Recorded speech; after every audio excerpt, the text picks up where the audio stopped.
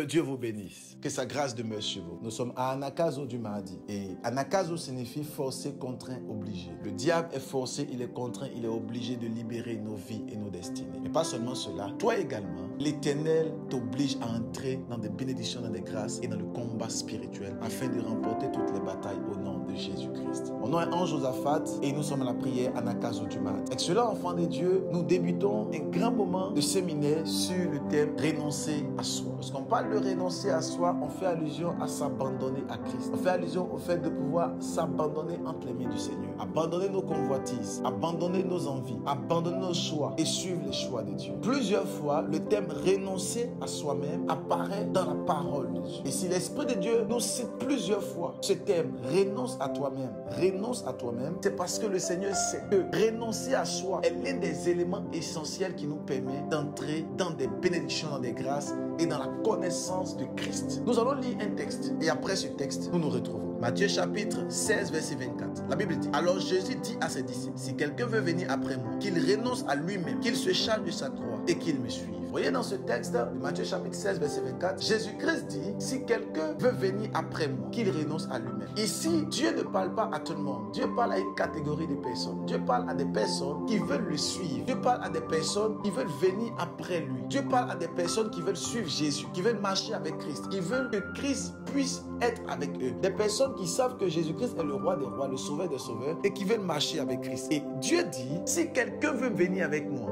condition, si quelqu'un veut venir après Jésus, qu'il renonce à lui-même. Alors, tu ne peux pas vouloir suivre Jésus sans renoncer à toi-même. Alors, lorsqu'on parle de renoncement, lorsqu'on dit renonce à toi-même, ça signifie simplement ne pas faire ta propre volonté, mais faire la volonté de Dieu. Ne pas faire tes convoitises, ne pas faire ce que tu as envie de faire, mais faire ce que Dieu veut que tu fasses. Faire ce que le pasteur, l'homme de Dieu, faire ce que l'Éternel des armées veut que tu fasses. Parce que beaucoup de personnes ne comprennent pas que on peut ne pas voir Dieu, mais on peut voir ses serviteurs. Tu peux ne pas voir le roi des rois, mais tu peux voir ses serviteurs. Tu peux ne pas voir Christ, mais tu peux voir ses serviteurs. Alors fais selon ce que l'Église, ton pasteur, ton père spirituel dit. Fais selon ce que Dieu dit, parce que les autorités sont établies par Dieu. Fais ce que Dieu dit pour sa grâce et pour sa gloire. Si tu veux suivre Jésus, si tu veux suivre Christ, la Bible dit renonce à toi-même, renonce aux œuvres mortes, renonce à tes convoitises. Beaucoup de personnes, beaucoup d'enfants de Dieu veulent suivre Christ, mais peu d'enfants de Dieu sont prêts à renoncer à eux-mêmes. Beaucoup d'enfants de Dieu veulent voir la gloire de Dieu, veulent voir la main de Dieu, mais peu de personnes arrivent à renoncer à eux-mêmes,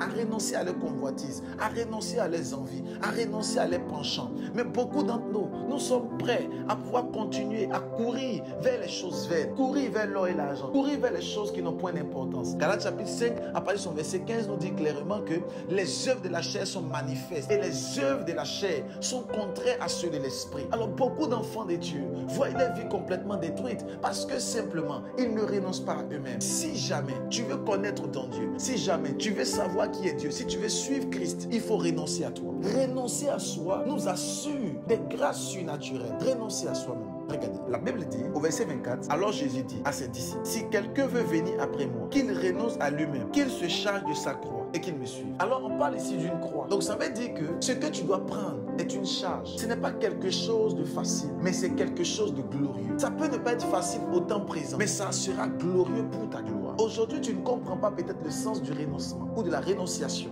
Mais demain, tu verras la gloire qui sera manifestée. Tu verras la grâce qui sera manifestée. Voilà pourquoi, excellent enfant de Dieu, il faut apprendre à renoncer à toi-même. Lorsque Dieu te dit, le dimanche, tu dois aller dans la maison de Dieu. Tu dois aller prier. David dit, je suis heureux, je suis content, je suis dans la joie. Lorsqu'on me dit, allons dans la maison de l'Éternel. Mais toi, lorsque Dieu te dit, dimanche, on va aller à l'église, beaucoup d'enfants de Dieu trouvent une occasion de chute pour ne pas aller à l'église les dimanches. Lorsque Dieu te dit, prends la peine de pouvoir te sanctifier, de pouvoir te mettre à part. Beaucoup d'enfants de Dieu trouvent une occasion de chute, de pouvoir se sanctifier. L'Éternel veut que tu puisses renoncer à toi-même. Renonce aux œuvres mortes, renonce aux œuvres charnelles, renonce aux œuvres qui ne glorifient pas son nom. Renonce à toutes ces choses et accroche-toi à Dieu. Renonce à tout ça. Renonçons ensemble aux œuvres charnelles. Parce que si nous ne renonçons pas à nous-mêmes, nous ne pourrons pas ni évoluer, ni aller de l'avant, ni entrer dans la grâce. La bénédiction et la grâce, la gloire, l'élévation, le succès passent par la rénonciation. Et l'un des éléments qui va nous aider à pouvoir renoncer, c'est que tu ne peux pas renoncer par tes propres forces, mais tu peux renoncer à l'aide du Saint-Esprit. Parce que ta chair